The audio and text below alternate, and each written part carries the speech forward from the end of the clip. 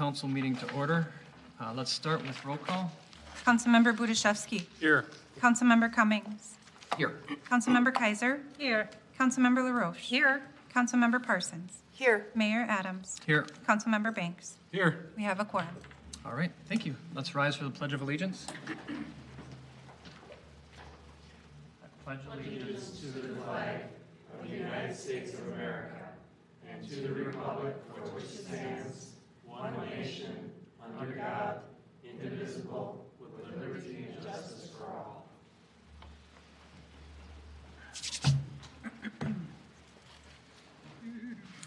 All right, we have an agenda before us. I'm looking for a motion on that agenda. Hold on, we have a request to pull something off Yes. that agenda. Thank you, Mayor. Before we get to that, I am asking that you pull item 6.5, requesting authorization to execute an agreement regarding the police statute. I would like to have a conversation with the council at a work session prior to having council action. okay, If so you would be it. indulge me, thank you. All right, and then the agenda as modified. Go ahead, Brendan. I make a motion to approve the agenda as modified. All right, Nancy. I second. All right, all members in favor, please say aye. Aye. Opposed, say nay. Motion carries. All right. Speaking of proclamations, we have a proclamation in reference to our Public Works Week.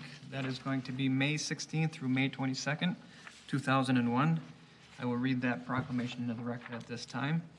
Whereas the public infrastructure in the city of Crystal is an integral part of our citizens' everyday lives, and whereas the health and safety and comfort of the city of Crystal residents, visitors, and businesses is greatly dependent on the public infrastructure and services, and whereas encouraging, understanding, and informed citizenry is vital to the support of the public infrastructure, including the transportation, parks, buildings, forestry, drinking water, sanitary sewer, and surface water.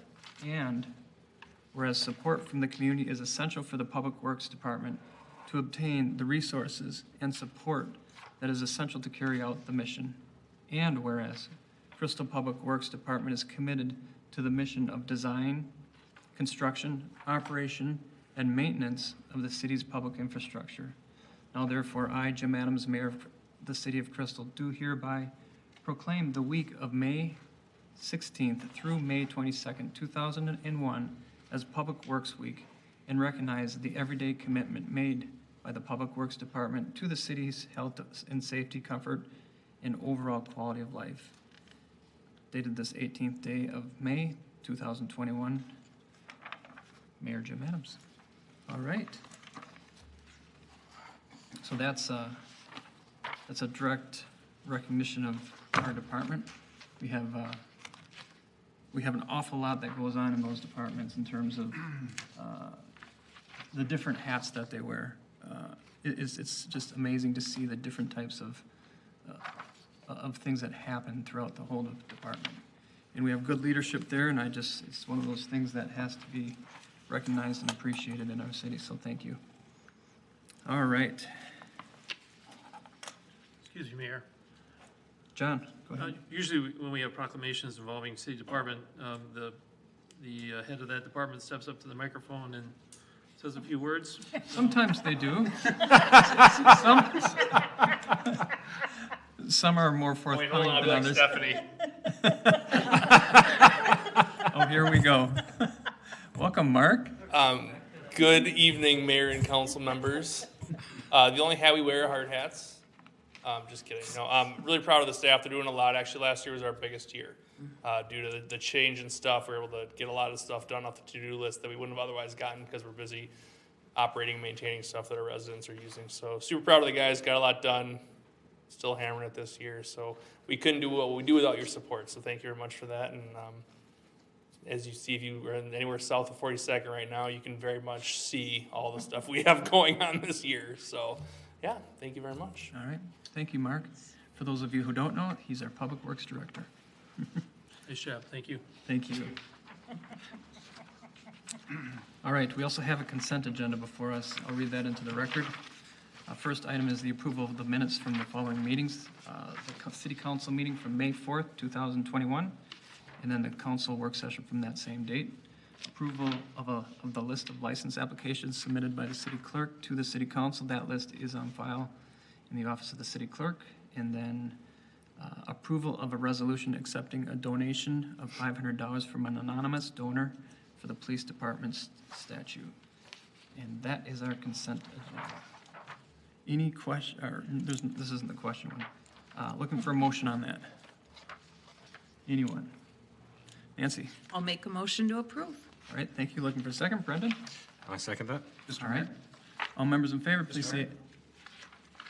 I'm sorry, just a quick point.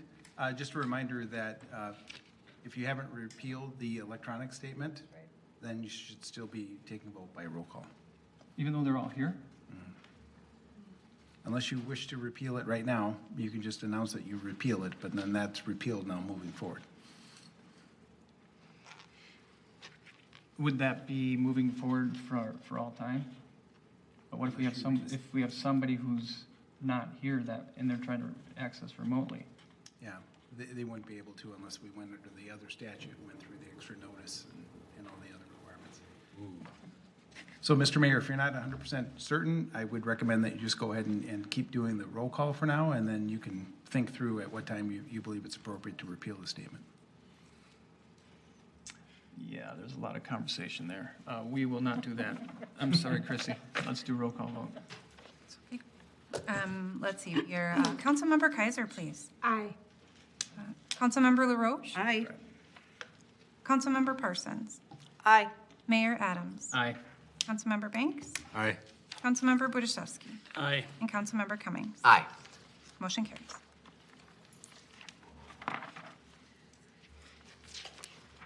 So at some point in time, we got to figure out how to get government to catch up with technology, because this is ridiculous. Whatever you can come up with, I'm open to hearing it. Just to Mr. Mayor. Is that a legislative thing? You're preaching to the choir? Could be. Mr. Mayor, Council, it is. While you remain in the electronic, you have to do roll call. So, All right. Question? Where were we? We were at the consent agenda. Do we need to go back to our earlier, or can that be our? What did we do? We approved an agenda. that's fine. Yeah. You're fine. We're okay? You're fine. All right. It's covered.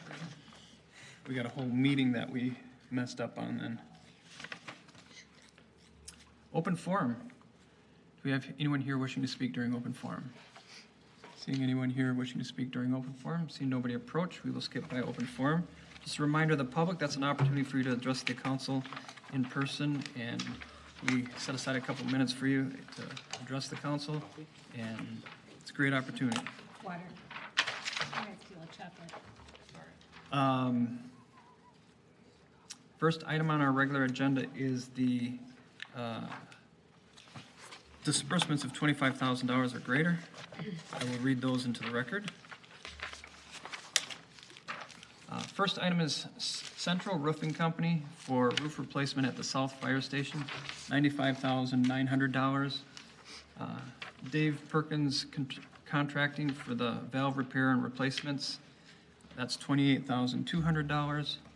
And then Logis for the monthly application support and hosting for Microsoft, is that service agreement? Yes. Service agreement renewal, $58,049. And then is it Nitty Sanitation for the annual curbside waste pickup or for the HRG cities, $578,525.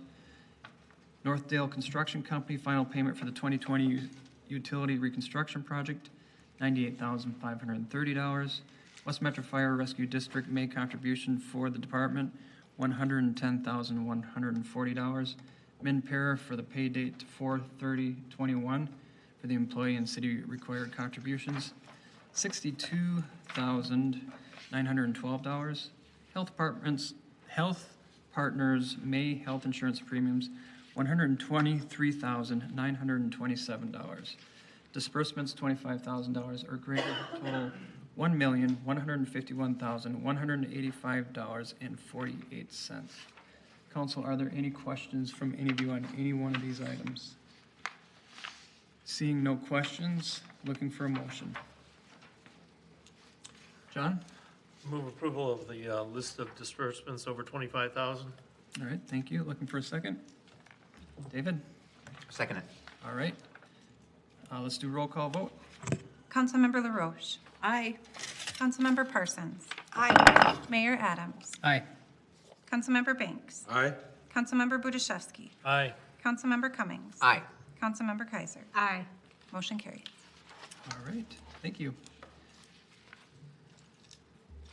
Item 2, council will consider civil penalties for a violation of the liquor license regulations by Cousins LLC doing business as a Dare Liquor located at 6001 42nd Avenue North. And Chrissy is here to address the council on that. Welcome. Thank you. Mr. Mayor and Council, good evening. As you may recall, the Police Department conducts periodic checks of licensed liquor and tobacco establishments to ensure businesses are in compliance with existing ordinances and laws. Prior to the pandemic, compliance checks for liquor licenses were conducted in December of 2019. As a result, a Dare Liquor did not pass and sold alcohol to an underage person. Due to the pandemic, the case did not go to court until recently. However, as a result, the employee of the business has pled guilty to the offense. Notice of the violation and tonight's meeting was mailed to the licensee on May 6th. This is considered a first violation for this licensee. There are representatives on behalf of Dare Liquor here tonight to address the council if you wish. And consistent with the civil penalty scheduled established by the council, staff recommends a $750 fine and a 1-day suspension. And that concludes my report. All right, thank you, Chrissy. Are there any questions for Chrissy from the council? Go ahead, Brendan. In my time, when did the ownership change? The ownership changed in October of 2019.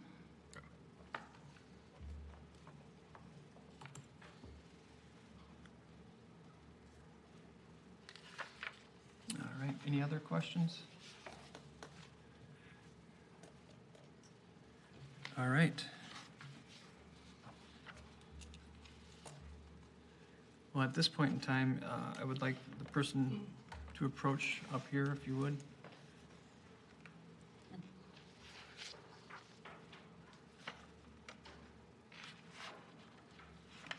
I'm Sam. I Okay. was here a couple of years ago when we were applying for the license. Okay, thank you, And Sam. you gave me you spent a lot of time for me not to sell under minor. We talk about it and Yes, all we that. did. And I'm so sorry that it did happen. And we are accepting the fact that it did happen. And there is 24/700. How much we need to pay? 750. 750, which we are willing to do that, but suspension of 1-day license, that will be really gonna hurt us because we had a very bad last year. And if there is anything that can be done regarding that, that would be really, really appreciated. And in the return, any classes, all the employees are ready to take extra classes that being offered by the police department, including William. So if you guys can consider that 1-day suspension part of it, that'd be really helpful. Okay. So this is William? I'm Darren Williams, yes, sir. Darren Williams? Okay, hi. Hello, sir. So at this point, the question is, you admit to the violation, correct? Yes, sir, I do. And are you interested in having a hearing in front of this body? Or would you like to waive that and just, I'd like to waive that if I could. okay, all right. And just add to what Sam had just said.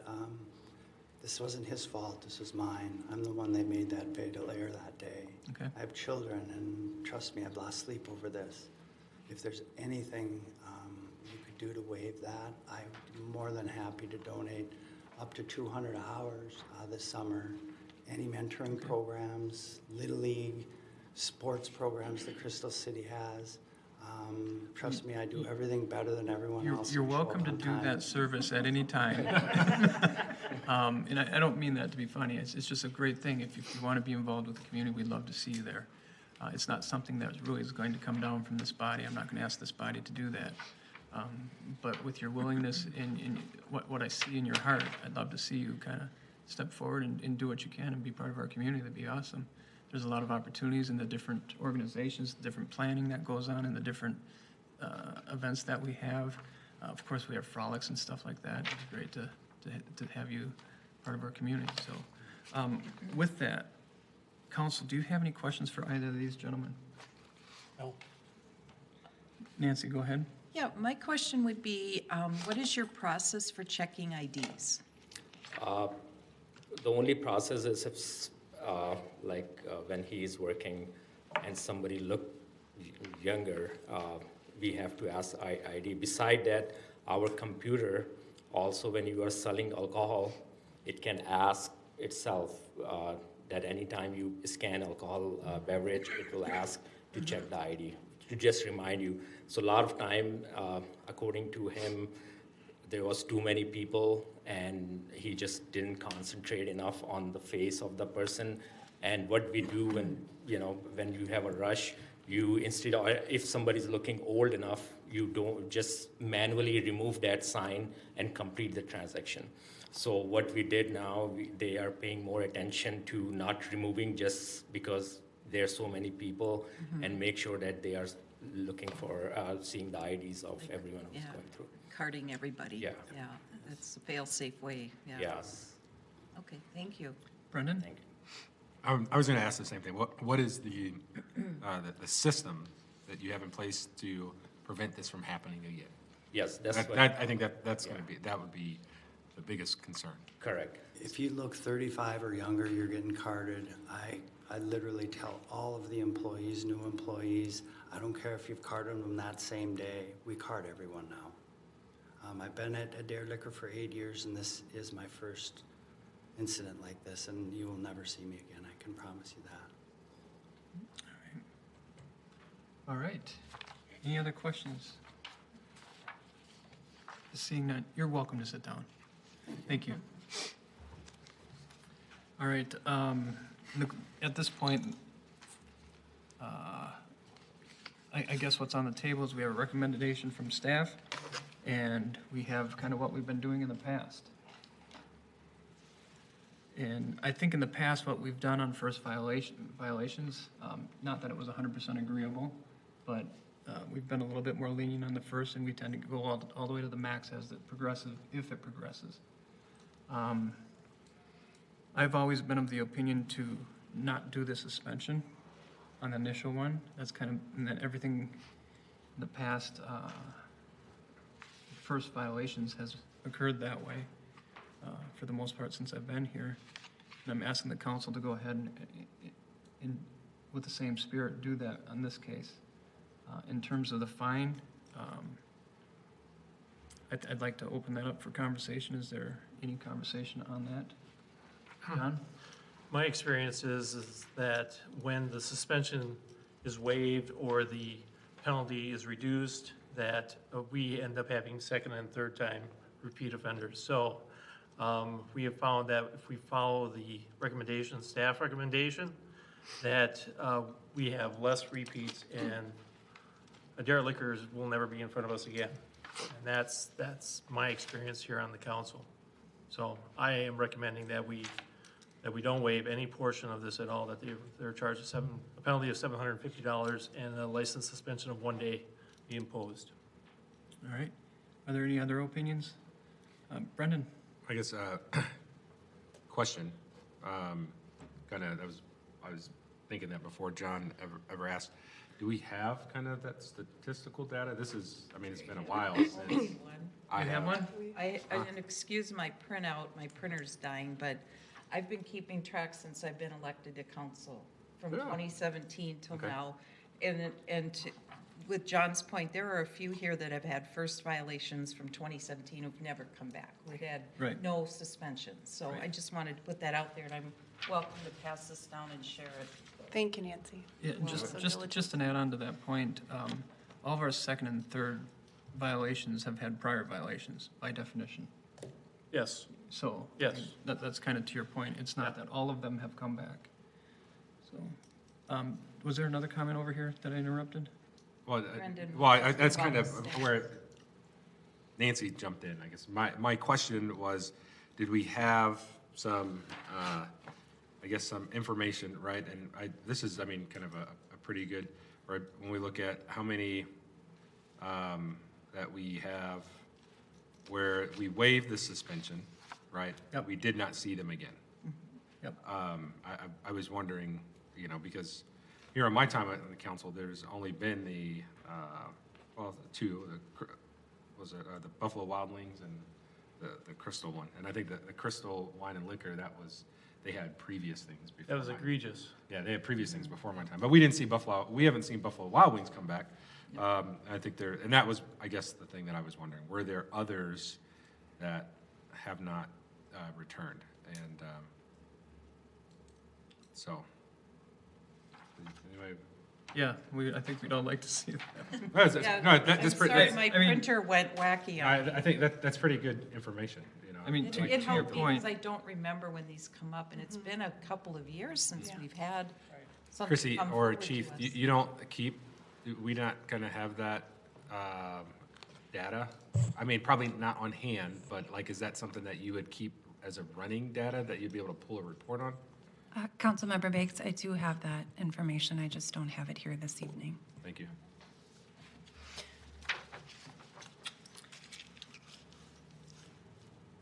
so I'm seeing $400 and $500 on that.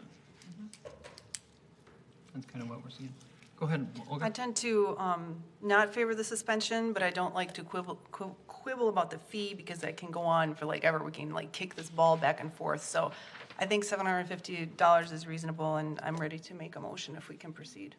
Why don't you make that motion? So I make a motion to have a $750 fine and no suspension for this first violation. All right, thank you. Looking for a second? Nancy? I second. All right, let's do a roll call vote. Councilmember Parsons? Aye. Mayor Adams? Aye. Councilmember Banks? Aye? Councilmember Budaszewski? Nay. Councilmember Cummings? Aye. Councilmember Kaiser? Aye. Councilmember LaRoche? Aye. Motion carries 6-1. All right, thank you.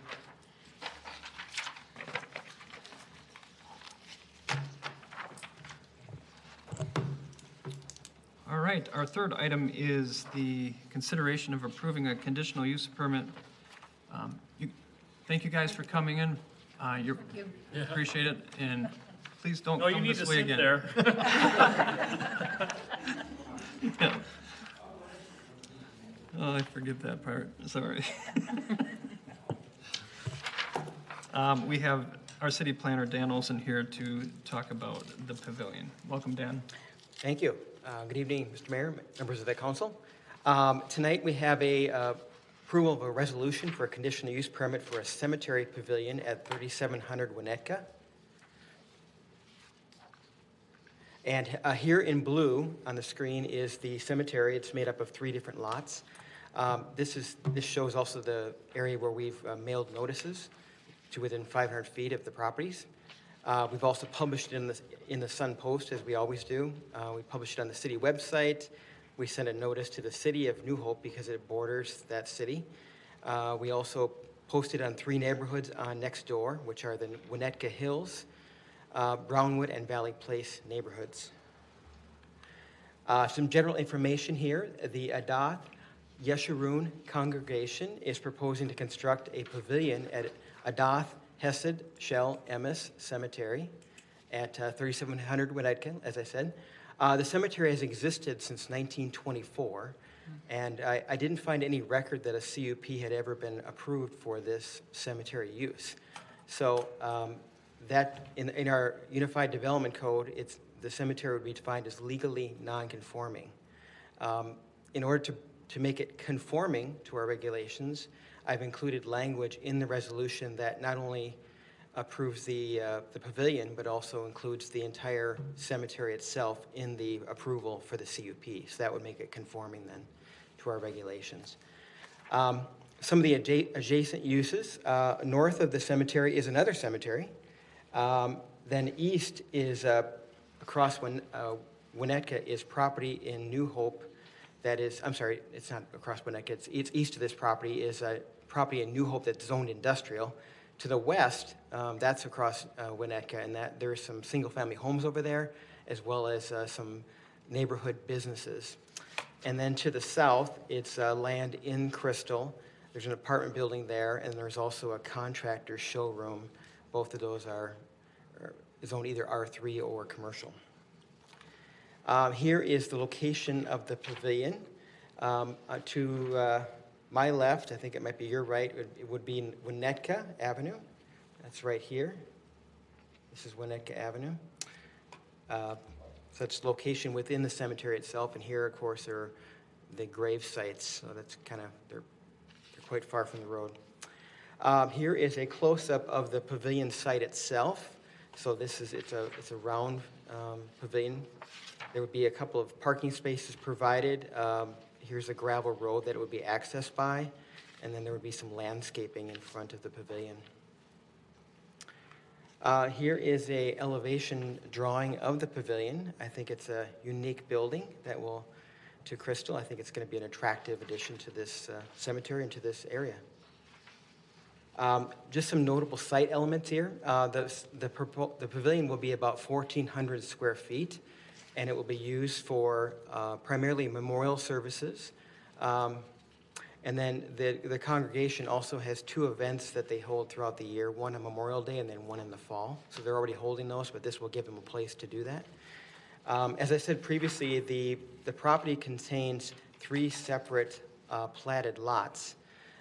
2 of these, of course, do not have access to a public road. So one of the conditions in the resolution is that they would submit a lot consolidation application, and they're going to be doing that here soon, to consolidate the properties into a single parcel.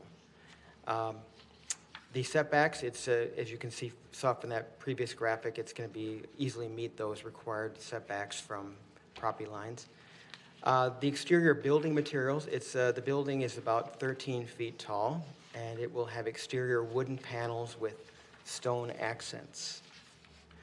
The Planning Commission reviewed this at their last meeting, and since it does meet the requirements of our Unified Development Code, the Planning Commission unanimously recommended approval.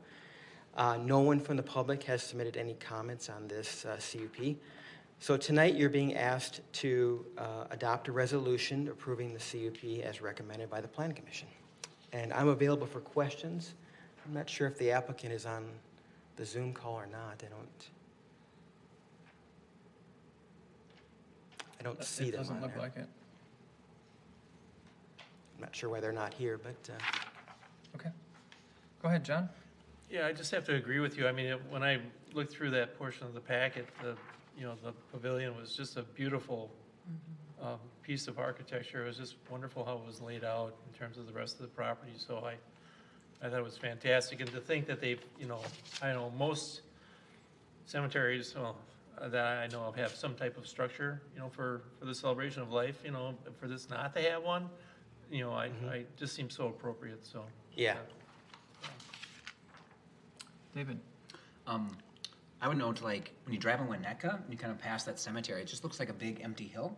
So it'll be kind of nice to have some kind of building up there to kind of let you know there's a cemetery there, because I've driven by there many times, and it took me a few times to figure out that there was a cemetery there, because it's kind of hard to figure out. Yeah, most of the graves are, as you saw from the photo, they're way back.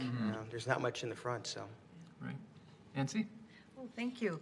Yeah, agreeing with both what John and David said, I'm very happy to see something there, and I just wondered about the gravel road. Is there any chance of that getting paved for ease of walking to and back? They're not proposing to pave it. I think that this is, for them, it's a costly endeavor to build just a pavilion. So I think that they were not really too excited about paving that, and so we didn't have any mechanism really to require that, so. In the parking spots, was it about 2 right? There's two they're for handicap. For handicap. Most people will just park on the road like Like people do in regular cemeteries. cemeteries, yeah. We don't have a specific requirement for numbers of spaces for cemeteries, so, Thank goodness. I'm sorry. yeah. That's pretty common. I've looked at other cities, and that was very Yeah. common. Sure. Okay, thank you. All right, any other questions for Dan? Seeing none? Looking for a motion on this item. Nancy? I'll make a motion to approve a conditional use permit for the Adath Shazed, I'm sorry if I mispronounced, Adath Shazed Shell MS Cemetery. All right, Brendan? I second that motion. All right, let's do a roll call vote. Mayor Adams. Aye. Councilmember Banks. Aye. Councilmember Budashevsky. Aye.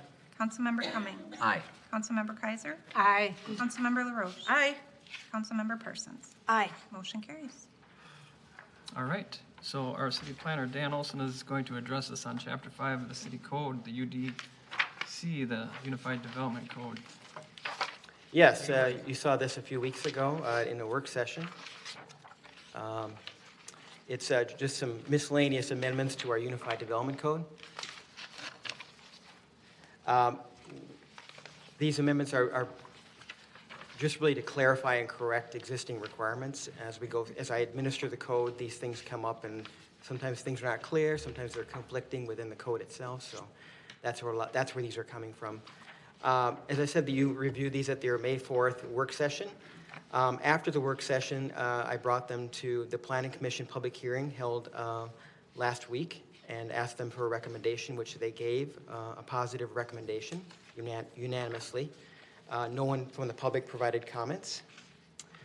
I'll just go through 4 noteworthy amendments.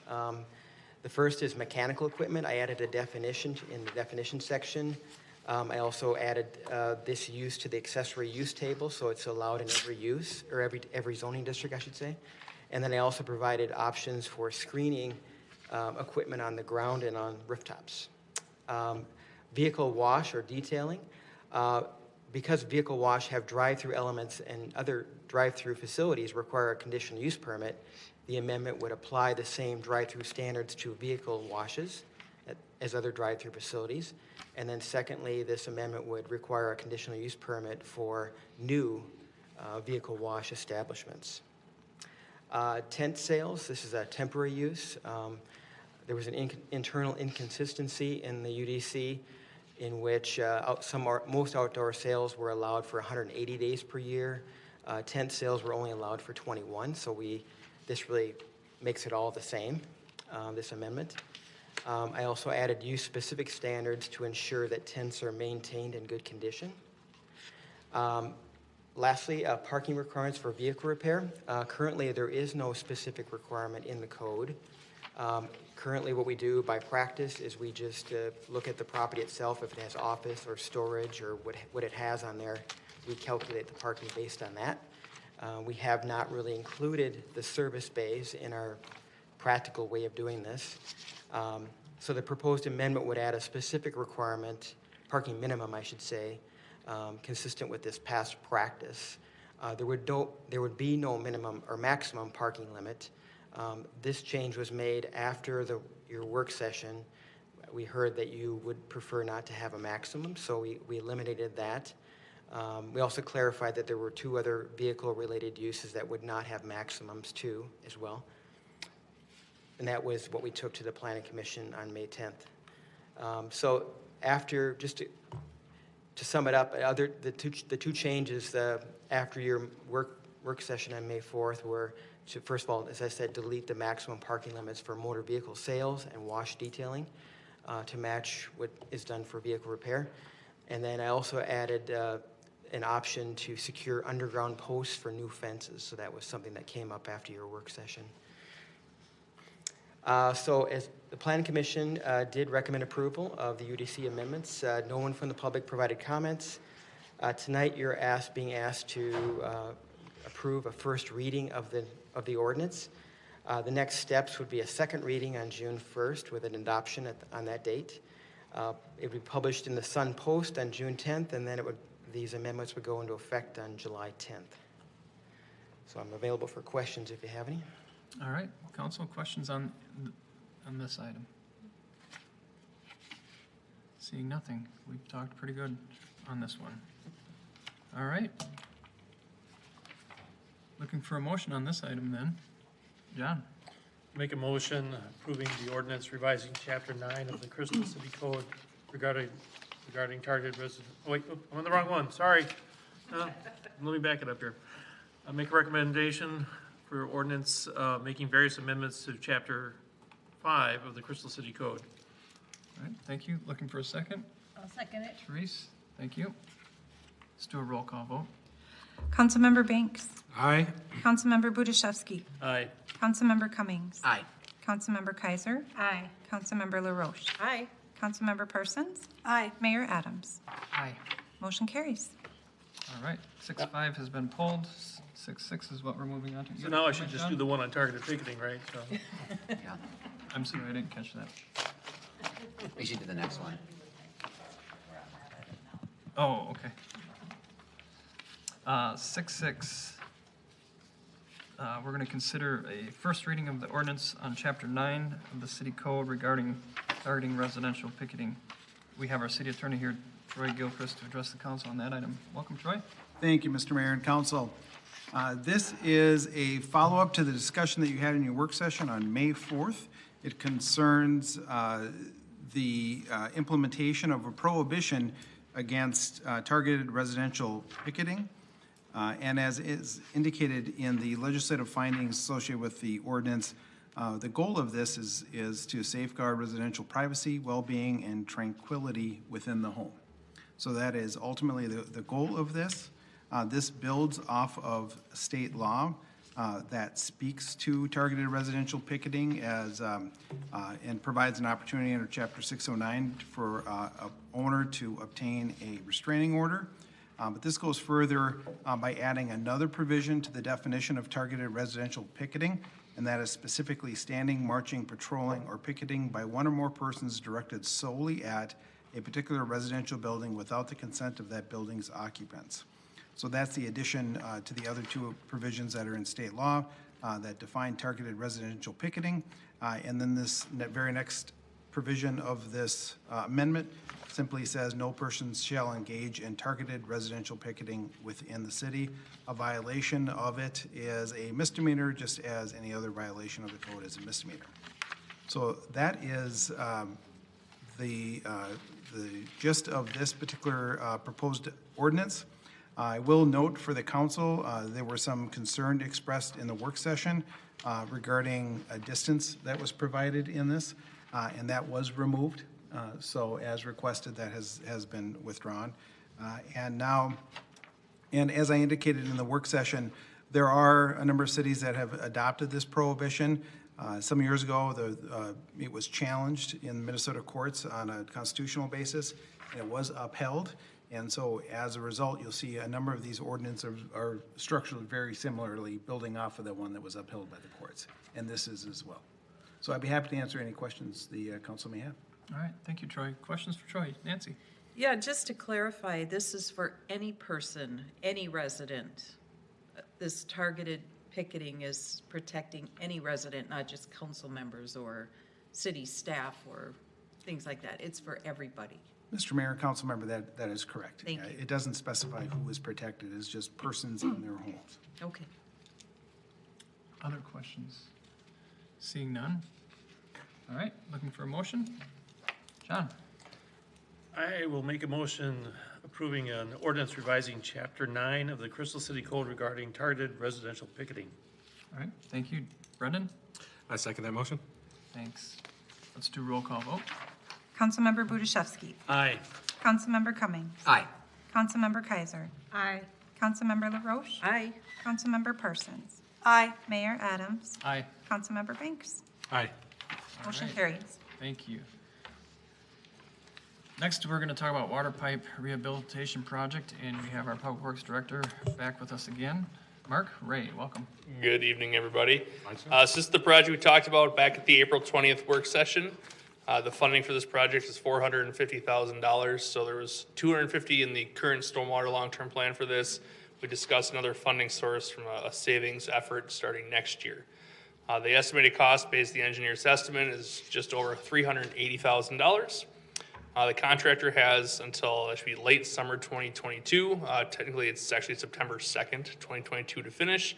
But there's a fixed timeline in the project. So once they start, there is a fixed timeline to complete the work. So it's not like it drags on for months and months on end. The project is same as we talked about earlier. So the blue is the base bid, which kind of gets through the most critical area, including the outlet. And then the green area picks up and continues to the access manhole that the contractor will be primarily using to do the work in the pipe. So with that, there are two items before you. Motion to approve the resolution approving the plan specifications for the pipe rehabilitation project. And the second one is ordering the ad for bid. With that, are there any questions? Questions for Mark? Brendan? We're bidding just the blue, or you're doing the both? We're bidding everything. The green is an alternate. So if pricing were to come in crazy or whatever, the most critical is the blue. We would get that covered. But if we get good pricing, then we're going to go from the access manhole all the way to the outlet. All right. Any other questions? Motion? Well, I just, Question, one last, John. before we go to a motion. So could you just briefly just talk about the condition of the whole pipe, just, just for the record? So it's currently a corrugated metal pipe that has numerous holes in it. There are sinkholes developing along the property. Actually, as part of this project, we want to figure out where the pipe is relative to the corner person's home right here. To see if the pipe, confirm, hopefully it doesn't go underneath the house. So as part of the project, where there are holes, they're actually going to inject a grout behind it to fill the space. So basically the sinkholes hopefully stop. Once that's all done throughout the entire pipe, they will then line the pipe similar to how we do our sanitary sewer. In terms of it's just a bigger pipe, so that it's structurally sound and there's no random voids outside the pipe. And then one last, so by any chance, have you talked to the homeowners and have they noticed any settling? Yeah, so this project came to be because I believe it was this homeowner flagged the issue with the outlet. That caused us to go walk down there, which is actually hard to get to the outlets. We got down there and had to look up the pipe, and that's what kind of threw the flag of like, we need to look at this a little more closely. So we've actually been talking to the two on the edge there for probably a year now about this project. And I believe the other homeowner has been looped in for like 6 months. Okay. I know at least two of them have already signed a right of entry for us to go onto their property to get access to do the project. All right. So the third, that they're hoping will move forward, I presume? Yeah, I think the reason support of it is just, I think, getting a hold of them to get them to actually sign that says, yes, we can access your property to shuttle equipment over there. Okay. One of the challenges is our easement is pretty tight in that space. When you're talking about moving in the stuff we need to do to get to the outlet there at Twin Lake. Got it. Okay. Any more questions on this? Comments? All right, looking for a motion. First motion. Brendan? I make a motion approving the plans and specifications for the 2021 storm pipe rehabilitation project. Thank you. Looking for a second? Second it. David, all right.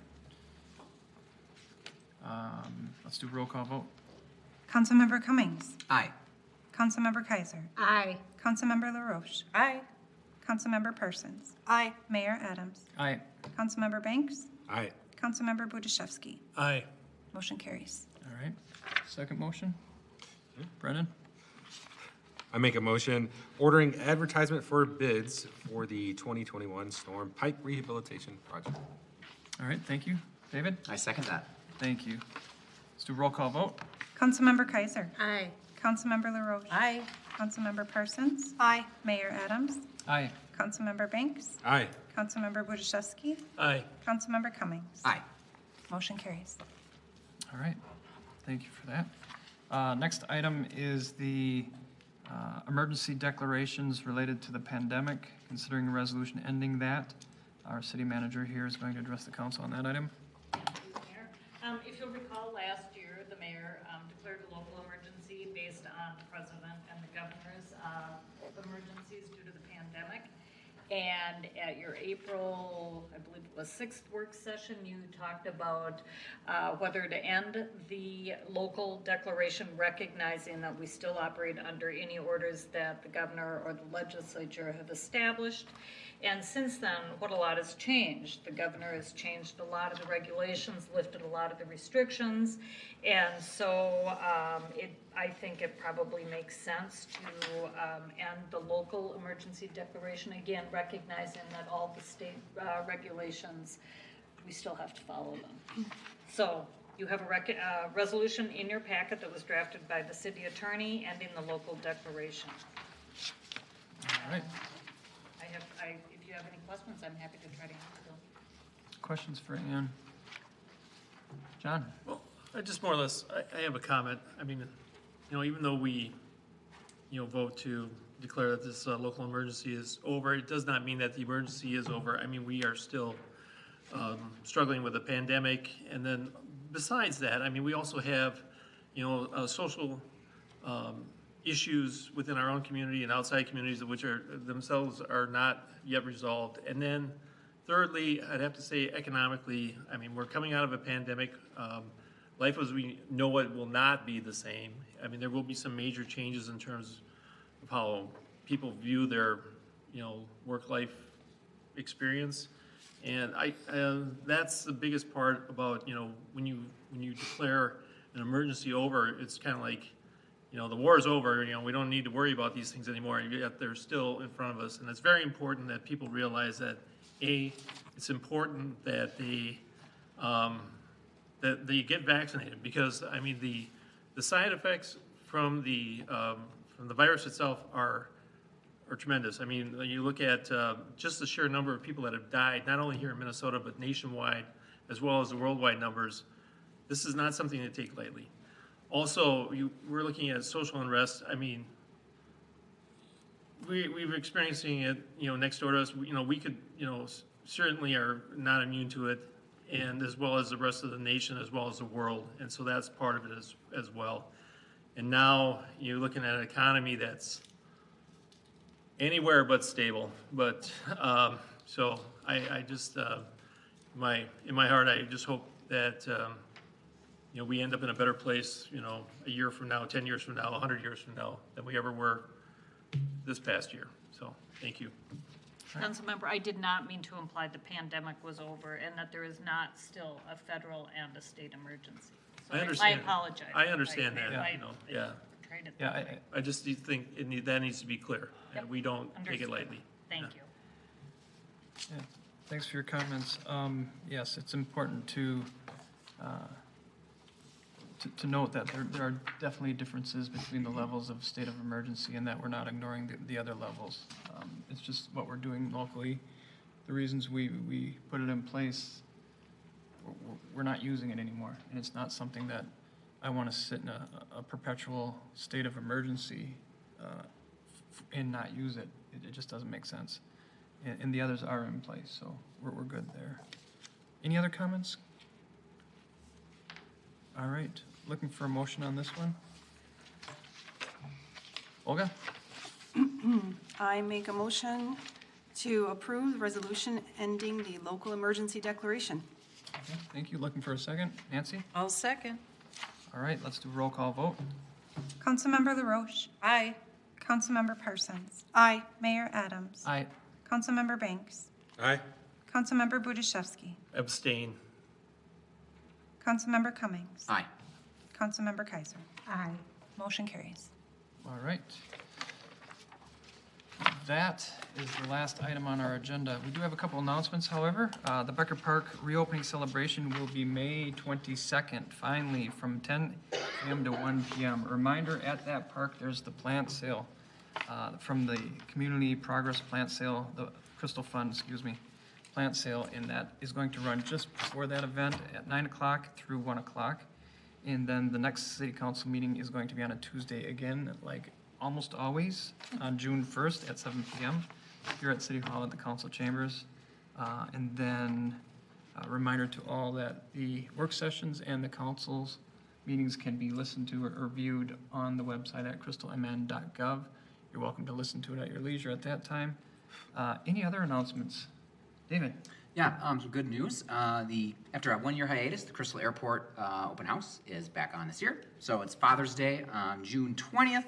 Let's see, we have pancake breakfast, there's rides, displays, we'll have some stuff for people to look at, planes and vehicles and all that. There's also a warbird flyover at noon, which is cool. And then there's lunch provided with lunch for purchase with hot dogs, brats, chips, and stuff. So look for information on our city's social media pages for more info, and people can contact me if they have any other questions about that. So super excited for it. So let me ask you something. Mm-hmm. Are you organizing this? I've had a lot of help. I'm having a lot of help. I'm pushing some buttons to make it help. Oh my Yeah, God. it's okay. You know, first time, it's okay. Awesome. Well, thank Yeah. you for Thank you stepping for up. taking problem. that tour. That's awesome. Looking forward to it.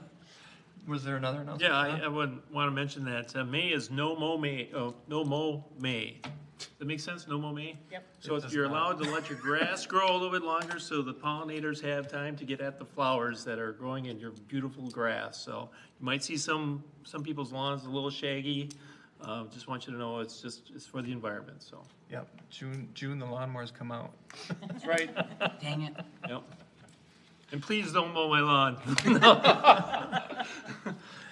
All right. Anything else? Nancy?